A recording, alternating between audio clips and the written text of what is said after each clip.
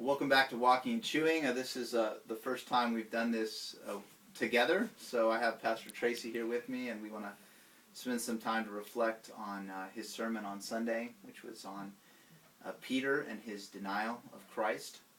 And as you said on Sunday, you said, one of our sort of the main things that we can do with that passage is look at that passage and sort of play the blame game. I'll look at Peter here really messing up, and we kind of distance ourselves from that passage. But really sort of throughout Mark is calling us to account in these scenes. And this is a scene where he's really sort of saying, hey, listen, if Peter,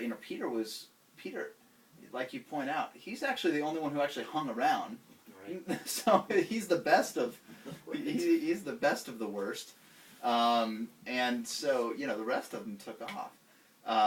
And so, Peter in that moment of denying Christ is really us. And one thing that you brought up was this question of how many of our own neighbors and our co-workers sort of know where we stand, know what we believe, how we sort of raised our flag to them.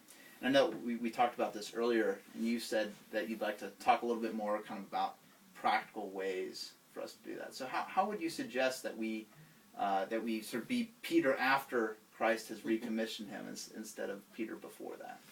Right. Well, I think one of the ways is praying to God and asking Him for opportunities to naturally go on the record for Jesus Christ. It's interesting that that's what Jesus asked Peter to do before he ended up in denying Christ. He said, watch and pray. So I think if we pray and ask God, by His grace, to give us a natural opportunity to go on record for Christ. And that doesn't mean we have to preach. It may mean that we simply share our own experience recently with Christ or at church that provides a natural way for us to go on record with Christ. I think that would be helpful. I think the other thing is to try to be intentional about just going on record. Even as simple as what your coworkers, what did you do this weekend? And just say, well, I went to church, or I went to a small group, and just provide a very brief, natural description of something related to Christ that you did that gets you on the record, gets Christ sort of on the table. You're not preaching, you're not giving a sermon, but you're out there, and then let God work with that, and maybe give you more opportunities down the road. That's good. That's helpful.